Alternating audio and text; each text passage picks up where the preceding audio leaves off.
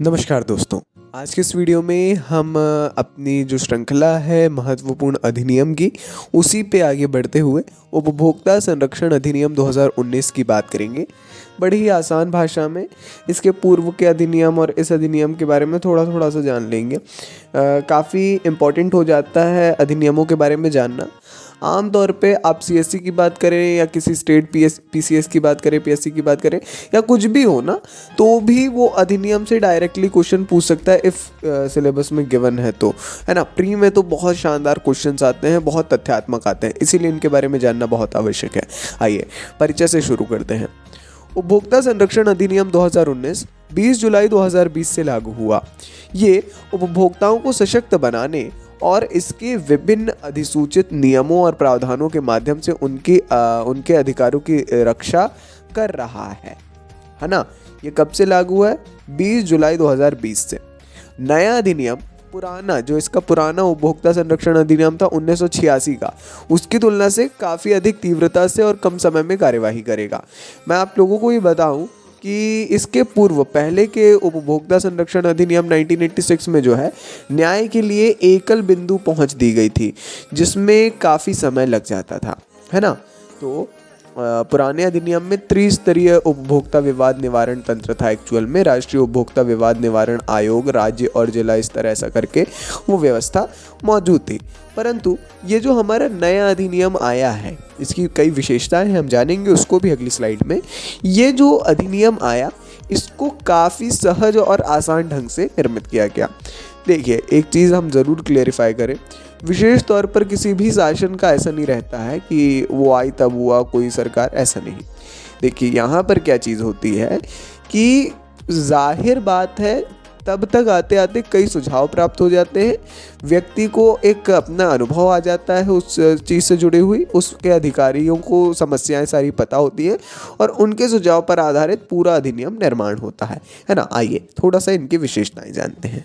तो उपभोक्ता संरक्षण विधेयक 2019 केंद्रीय उपभोक्ता संरक्षण प्राधिकरण के गठन का प्रस्ताव करता है। विधेयक के अनुसार सीसीपीए के पास निम्नलिखित अधिकार होंगे: उपभोक्ता अधिकारों के उल्लंघन और संस्थान द्वारा की गई शिकायतों की जांच करना। सबसे पहला, उल्लंघन हो रहा है तो संस्थान उल्लंघन अगर हो रहा है किसी भी प्रकार से, उसकी जो शिकायतें आ रही हैं उसकी जांच करना।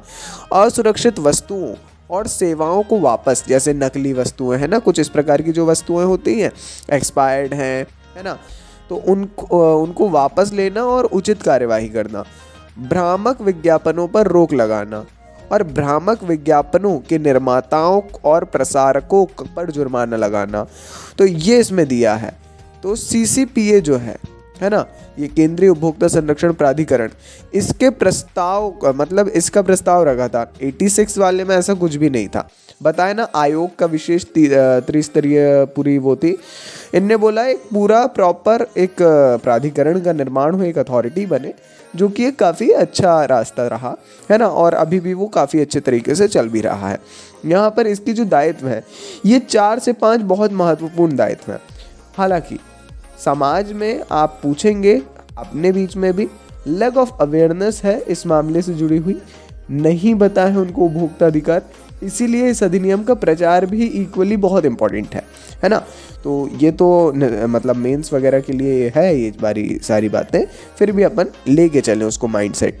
किसी भी टॉपिक के बारे में आप पढ़ें, आपको डेफिनेटली ये चीज़ करके रखना है कि उस टॉपिक के बारे में आपका व्यक्तिगत एज अ सिटीजन क्या अनुभव है, क्या निष्कर्ष है ना। ये कमी है, और केवल कमियां मत खोजिए उसमें, केवल कमियां खोजना एक मूर्खता है। अच्छाइयाँ रखिए और फिर ज़रूर कमियां लिखिए। इस प्रकार से अपने माइंडसेट बिल्डअप होना चाहिए। नोट्स में भी आप ऐड कर सकते हैं अगर चाहे तो, है ना, वो एक बहुत अच्छा आइडिया रहेगा। आगे बढ़ते हैं। उत्पाद दायित्व। देखिए, यहाँ पे अब लायबिलिटी की थोड़ी सी बात है। यदि किसी उत्पाद या सेवा में दोष पाया जाता है तो उत्पाद निर्माता या विक्रेता या सेवा प्रदाता को क्षतिपूर्ति के लिए जिम्मेदार माना जाएगा। इस विधेयक के अनुसार किसी उत्पाद में निम्नलिखित आधारों पर दोष हो सकता है: एक तो निर्माण में, डिज़ाइन में, उत्पाद की घोषित विशेषताओं से वास्तविक उत्पाद का अलग होना, है ना, ये होता ही है। निश्चित वारंटी के अनुरूप नहीं होना और प्रदान की जाने वाली सेवाओं का दोषपूर्ण होना। इस प्रकार से अगर कुछ भी है तो यहाँ पर जो है ये एक कानूनी अपराध तो नहीं, हाँ, मगर वो एक कहीं ना कहीं एक दोष है और उस पर कार्यवाही की जाएगी प्राधिकरण के द्वारा, है ना, अथॉरिटी के द्वारा। बाकी अगर मिलावटी नकली सामान के निर्माण या बिक्री के संदर्भ में है तो क्या है, इस अधिनियम में एक सक्षम न्यायालय द्वारा मिलावटी नकली सामानों के निर्माण या बिक्री के लिए सजा का प्रावधान है। पहली बार दोषी पाए जाने की स्थिति में संबंधित अदालत 2 साल तक की अवधि के लिए व्यक्ति को जारी किए गए किसी भी लाइसेंस को निलंबित कर सकती है। दूसरी बार या उसके बाद फिर से अगर दोषी पाया गया तो जो है उसके लाइसेंस को रद्द किया जा सकता है। मध्यस्थता के लिए संस्थागत व्यवस्था क्या है? नए अधिनियम में मध्यस्थता का एक वैकल्पिक विवाद समाधान तंत्र प्रदान किया गया है। मध्यस्थता करवा देते हैं ना जो, ये इस अधिनिर्णय प्रक्रिया को सरल करेगा। जहां भी शुरुआती निपटान की गुंजाइश मौजूद हो और सभी पक्ष सहमत हो वहां मध्यस्थता करवाई जाएगी। उपभोक्ता आयोग द्वारा एक शिकायत उल्लिखित की जाएगी जो उपभोक्ता आयोगों के तत्वावधान में स्थापित किए जाने वाले मध्यस्थता प्रकोष्ठों में मध्यस्थता आयोजित की जाएगी। मध्यस्थता के माध्यम से होने वाले निपटान के खिलाफ कोई अपील नहीं होगी। इस चीज़ का भी हमको जो है विशेष तौर पर ध्यान बना करके रखना है, ठीक है ना। तो इस प्रकार से जो है एक है मिलावटी और नकली सामान के निर्माण या बिक्री में सजा और दूसरा है मध्यस्थता के लिए जो क्या व्यवस्था है।